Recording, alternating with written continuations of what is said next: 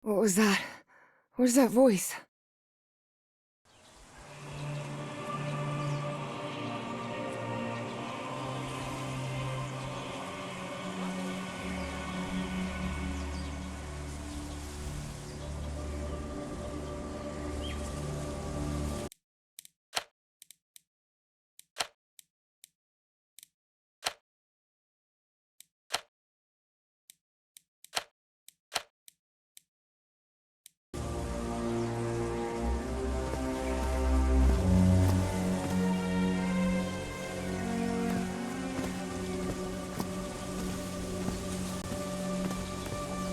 This is the story of a young girl. A girl who had strange and disturbing dreams. I know this place. I've been here before. This is the ancient stone city amidst the jungle.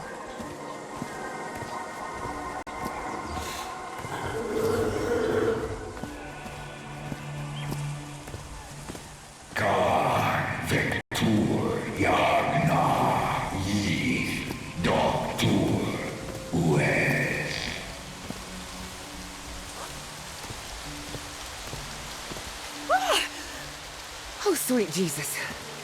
Okay, ignore him. Just ignore him. He's not gonna hurt you. Just keep going.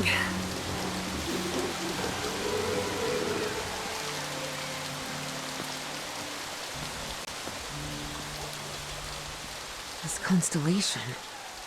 Where am I? This is not the Earth. Kar Vectur Yagna Yith.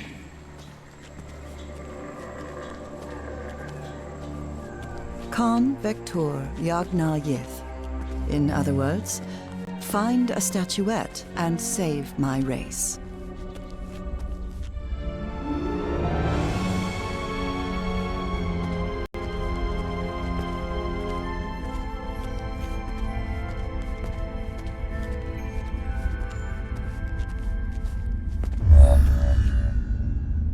The statuette! Here it is. Finally! I have to get it, I have to...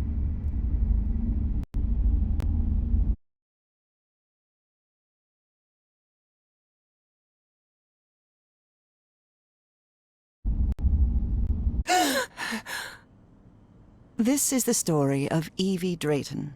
Quick, quick. Before I forget. Where did I put my notebook? I have to write everything down. Looking for answers was part of Evie's observant nature and analytical mind.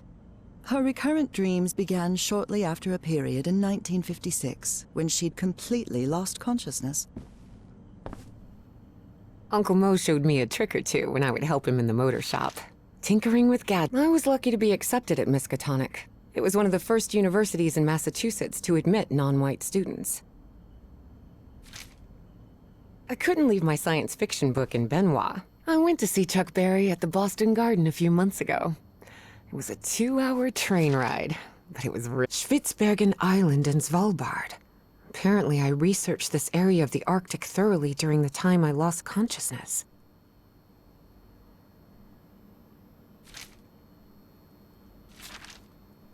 This photo was taken during my amnesia.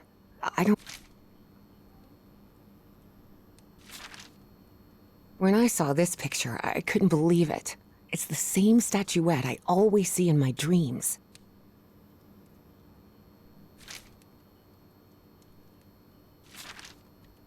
This scary fellow that... Beatrice, along with me. Julian, Beatrice, Herbie and I, we're always together. I've searched every astronomy book at the Miskatonic Library, but none of them contain any Oh, here it is. Evie's Nightmare Journal. Evie was worried that someone might read it. That's why she kept it locked away under that complicated padlock. Oh, here it is. Evie's Nightmare Journal. Evie was worried that someone might read it. That's why she kept it locked away under that complicated padlock.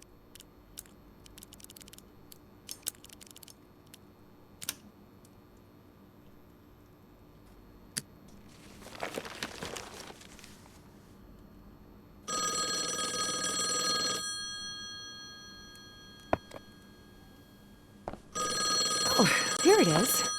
Evie's Nightmare Journal. Evie was worried that someone might read it. Here it is.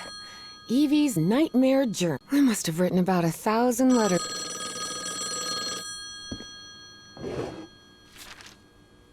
The Hydrangea Foundation took care of the insurance payout for Dad's accident. I had scholarships to it. I wish Papa had never taken that job in San Francisco. He'd still be with us. I've always been a good student.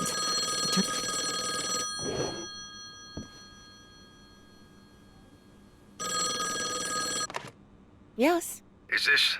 are you Evangeline Drayton? that's right. Who am I talking to? I am the Dean of Archaeology at Miskatonic University.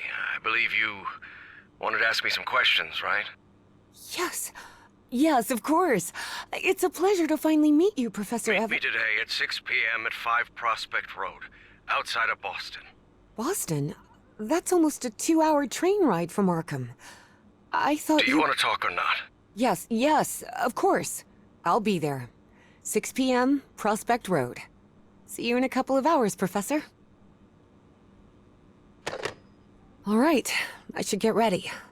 There's a lot of information here about my strange dreams and my amnesia. Rhythm and blues is definitely my kind of music. Before leaving, Evie asked herself if she had finished gathering all the information in her room.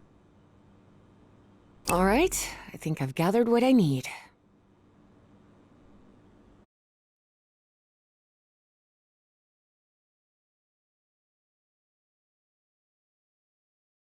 To attend the meeting.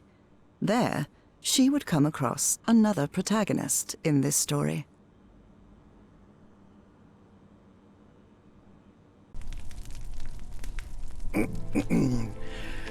So, you have finally decided to talk to that young lady, Professor. Yes.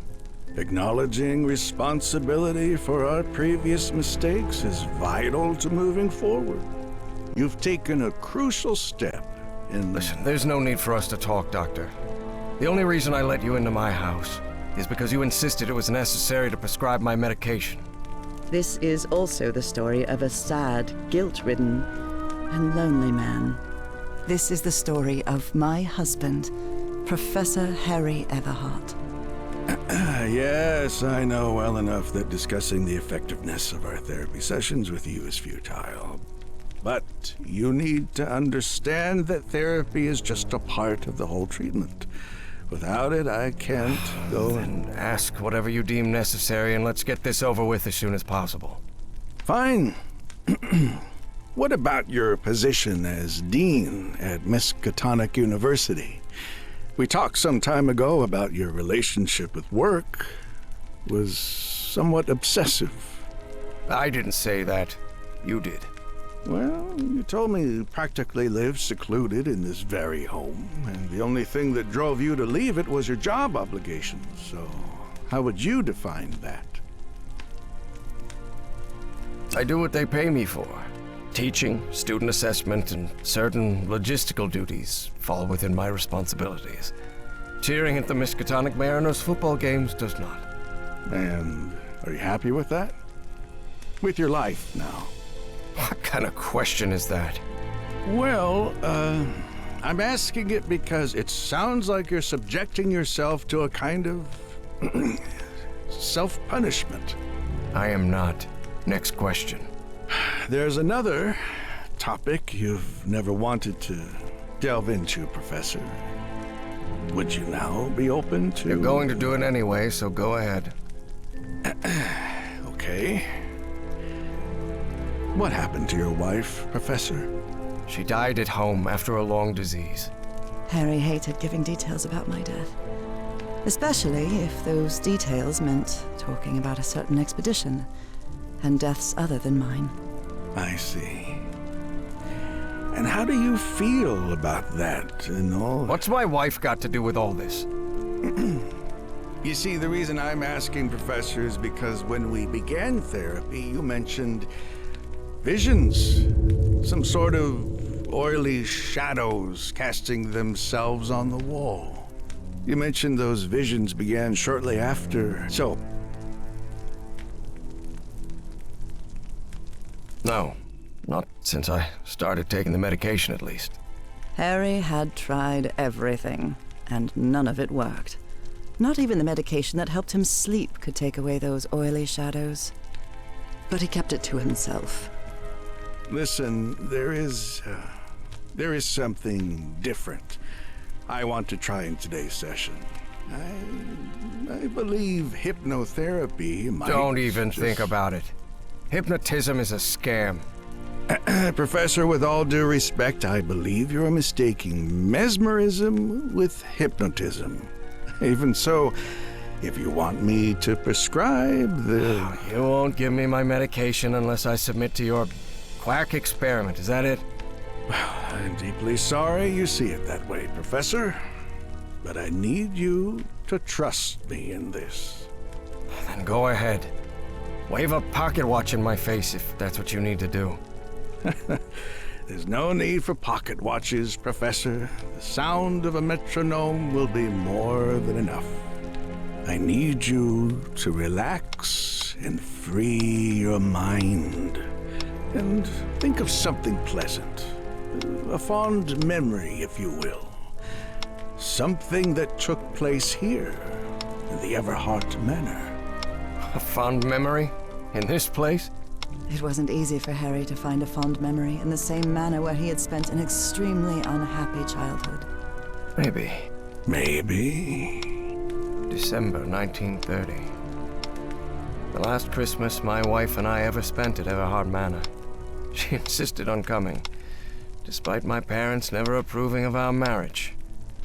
But that was the kind of person she was. Interesting. Tell me more about it, Professor Everhart. Every time I gave her a present, I prepared a little scavenger hunt. She loved it. She loved solving my stupid riddles.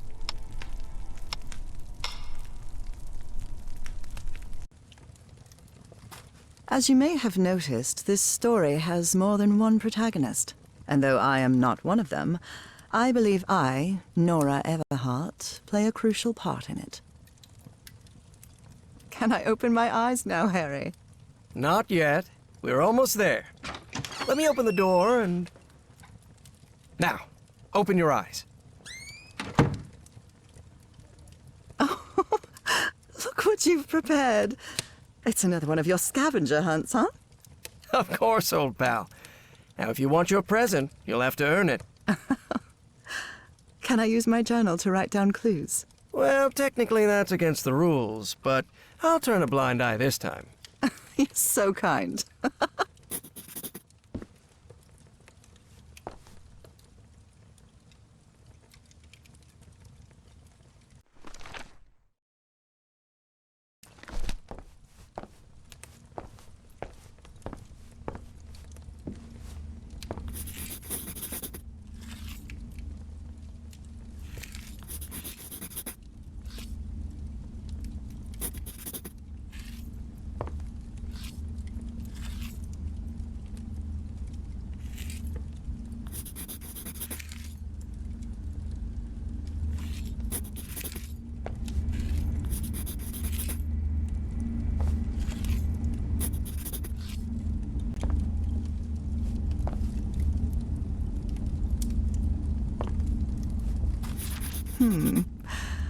What are you up... Wait. There's something wrong in this memory. This wasn't... Ignore it. Focus on that moment. Your wife. That happy memory. Tell me you didn't vandalize a piano just for a scavenger hunt, old pal. Nora, who do you think I am? It's just crayon.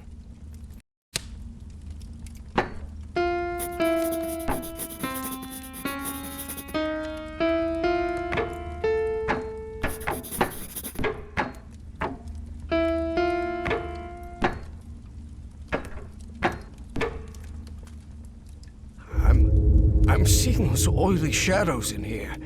Why am I seeing those shadows? Focus, Professor. Keep remembering.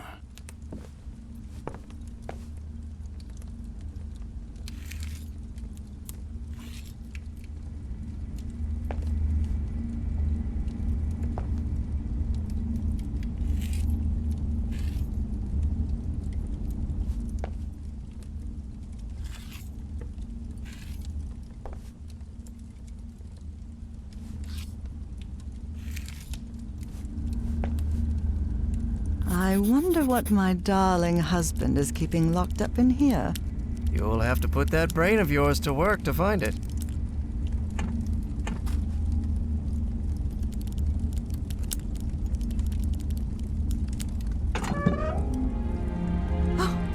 Harry, I can't believe it! It's that statuette! And it even has a black ooze orb. Just what I wanted for Christmas. No. Wait. What do you mean a statuette? Don't touch it, Nora! Keep going, Professor. It's important. Where is the statuette now? You're no psychiatrist. Who are you? I'm not going to ask you again, Professor Everhart.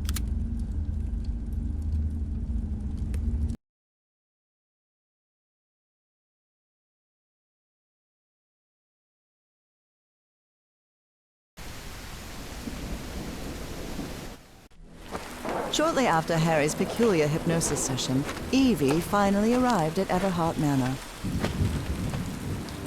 Prospect Road 5. Here it is. Professor Everhart. It's me, Evangeline. Wait. What is going on here? Professor, is everything all right? Most people would have turned away and left, but not Evangeline Drayton. She had been waiting for months to talk with the professor. No way was she letting it slip away. So, she decided to climb over the walls of the Everhart Manor.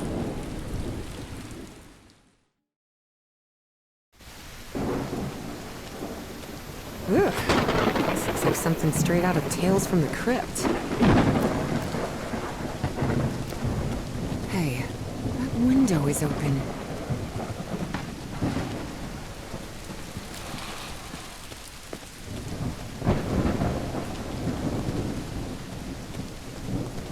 Professor Everhart.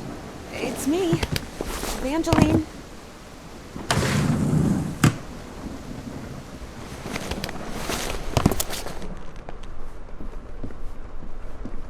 The Everhart children. That must be... This fellow really looks like the professor, but it's not him. That must be Elizabeth Everhart.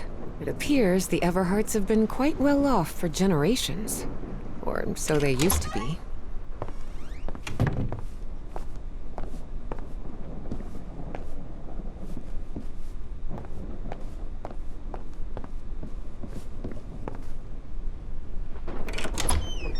Wow, look at the size of this library. It's almost as big as Miskatonic's. Actually, it wasn't even a third the size of Miskatonic's library, but young people can be terribly impressionable at times. I wish this fireplace was lit. It's bone-chilling cold in here. Troubling absences in my memory. It's exactly how I felt during those 3 months of 1956.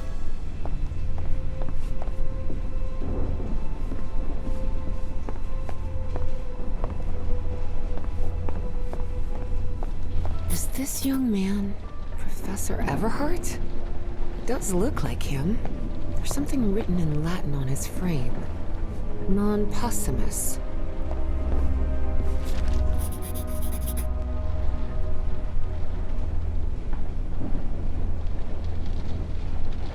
Rich people definitely had weird ways of entertaining themselves. But it wasn't mere entertainment. Harry's mother's life had long been Good thing the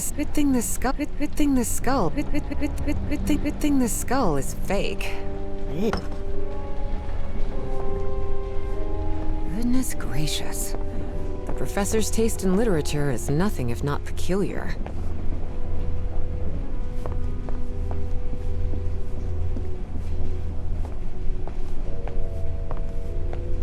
Dyer was my applied geophysics professor. He was very strict. Strange character.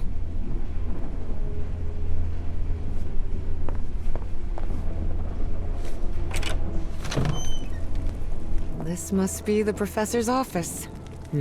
Someone lit the fireplace. But this room is still cold. A greenhouse.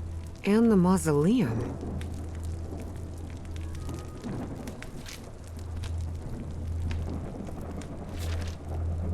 Astrology is the most utterly stupid thing I've ever come across.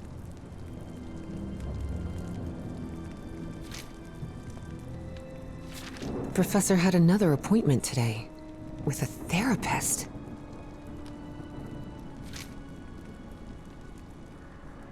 Professor Everhart doesn't look so intimidating in that portrait. Nora and Harry? The professor was married. The key. I wonder... Despite his tone, this Bowen fella doesn't seem particularly friendly.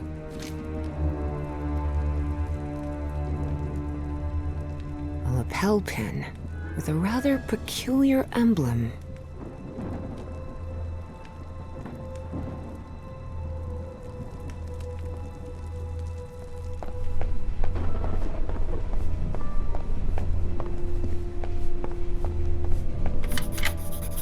Et voilà!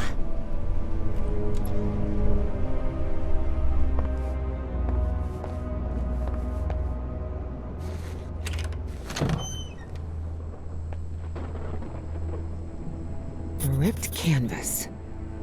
The man's definitely a dead ringer for the professor.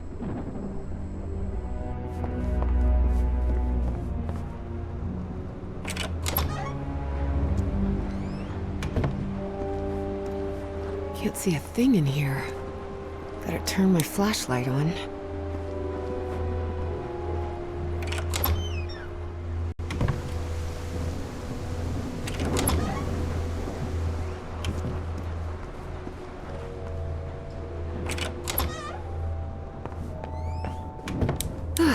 Much better. Looks like the professor's father was involved in politics.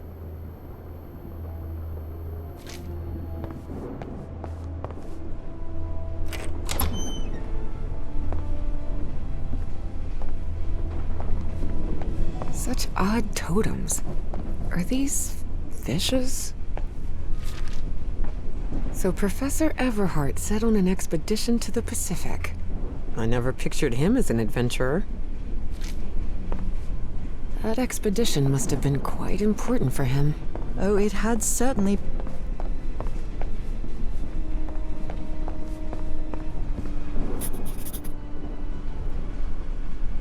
A torn canvas. The frame reads, Sed Futura. There are a lot of pictures of that fireplace. Oily shadows. Begin...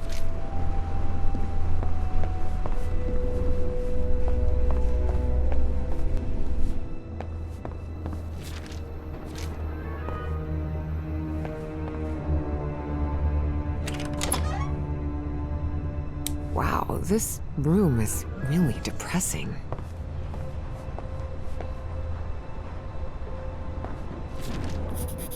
Looks like a memorial of some kind, dedicated to a woman.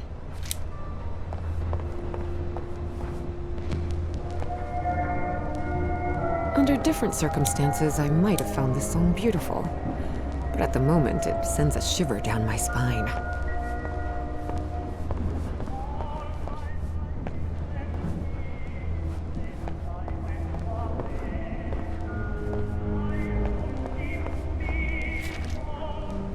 Driver's license of a certain Manuel Silva.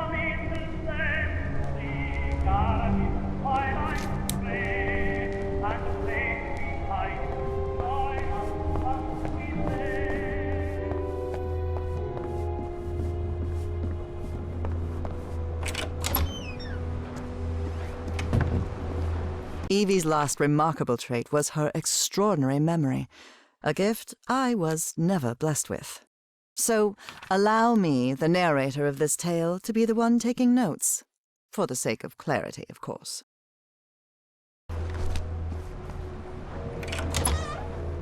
Good heavens above, would you look at the size of this place?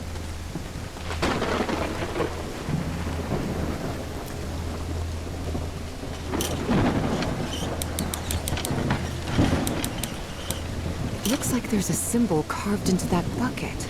Is that a fish? This vase-like thing with a face engraved on it can be rotated. What kind of madhouse does the professor live in? It's raining cats and dogs here.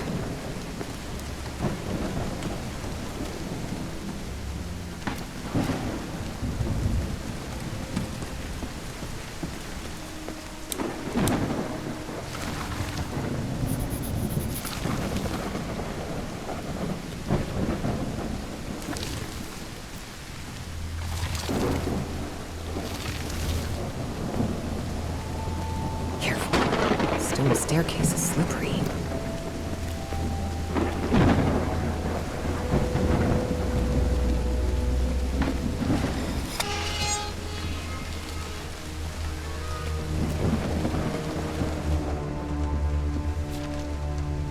Hidden room?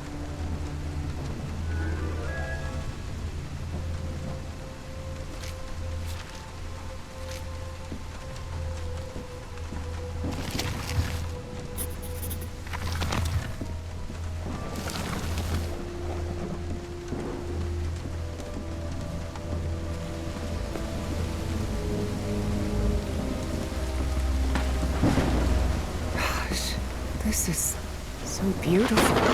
Yeah. It's a woman's grave. Nora Everhart. This must be the professor's wife. Evie found it hard to believe that the recluse living in the abandoned mansion had ever loved anyone. But he had. Truly and profoundly. Such a graceful and elegant woman. Evie certainly had a keen eye for beauty.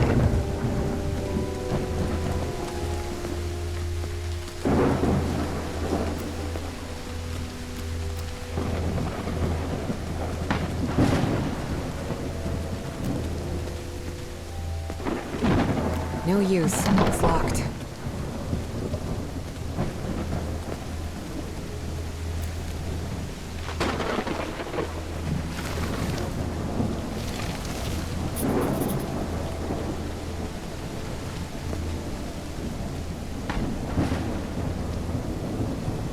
What kind of a door is this?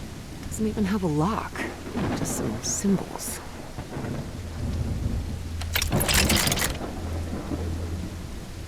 What kind of a door is this? Doesn't even have a lock. Just some symbols.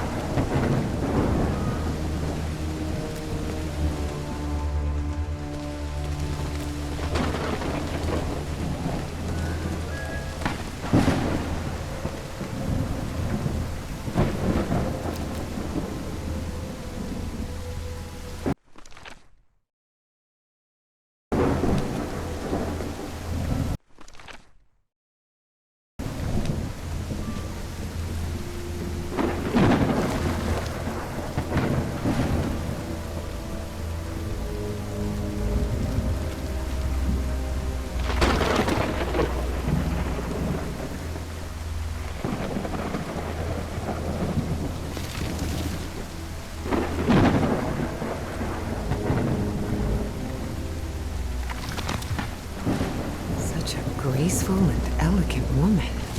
Evie certainly had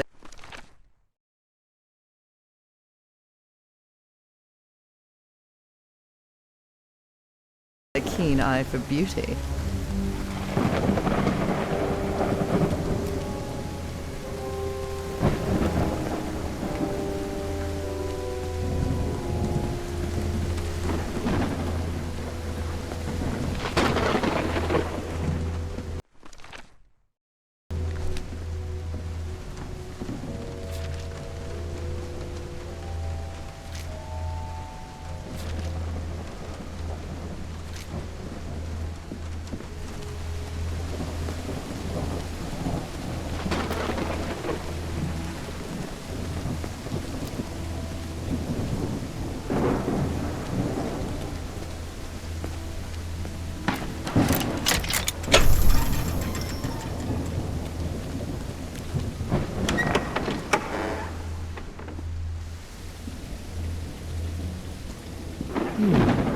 Maybe this guy was in the army?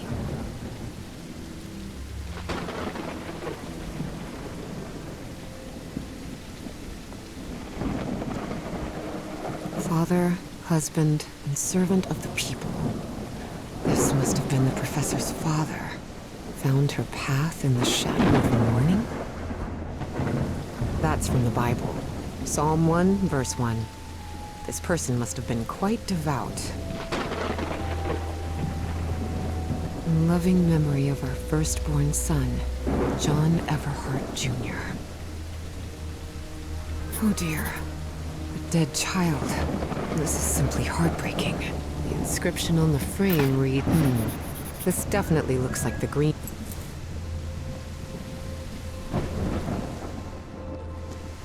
Harry rarely spoke of his brother John, mostly because he had never known him. The boy had died years before Harry was born. Still, he believed that tragic incident had... Now it's open.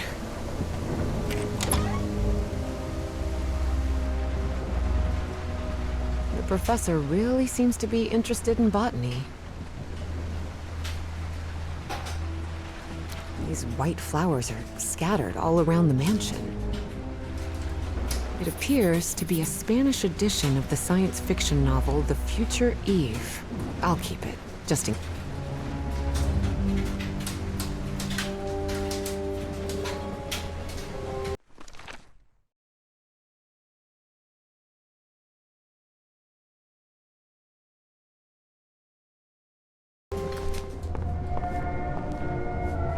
Someone has ripped the canvas. There's a Latin inscription in its frame. Providere debemus.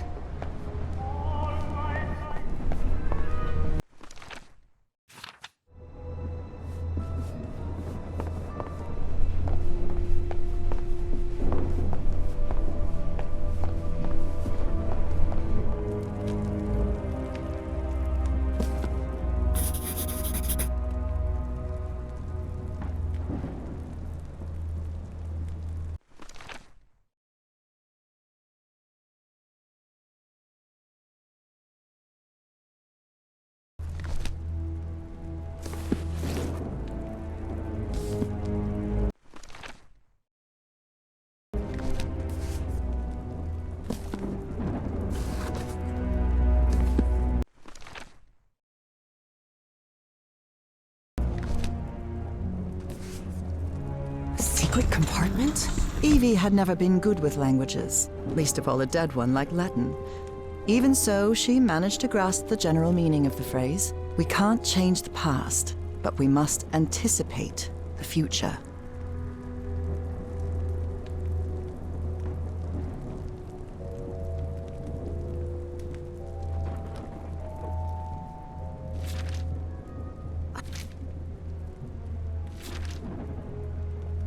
Unbelievable.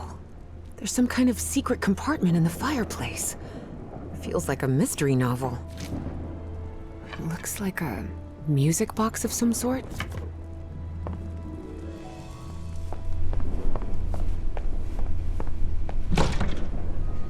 Definitely like a mystery novel.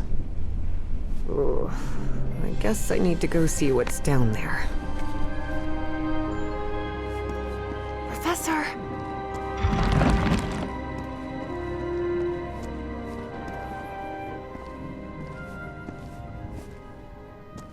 Professor! Professor! What happened? He's knocked out cold.